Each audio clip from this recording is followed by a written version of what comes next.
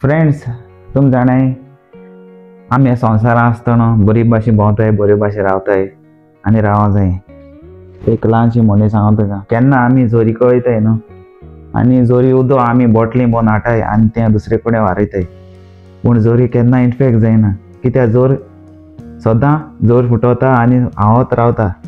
तशें आमचें जिवीत, आमी संवसारांत आसतना आमी सदां खुशालकायेन रावों जाय, सदांच। कळ्ळें तुका फ्रेंड्स? कित्याक काय म्हणटा तुमी? कित्याक चोय हाल तूं मेलो न्हू, तुका कोण 2-3 दीस उडगास सुद्दालो मागीर विसरतलो।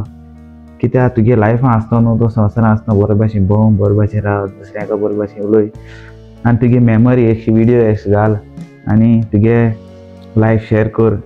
सदां लोक जायत म्हणटलो आनी थोडे लोक आहाय बरें म्हणपाचे आनी थोडे लोक आहा तुका विसरतलो मत्री, पूण तुगे ती मेमरी सदां उरतली सगळे फ्रेंड्सां मदें आनी भोंवलोले सगळें उरतलें, पूण थोडो लोक आहा तुका विसरतलो।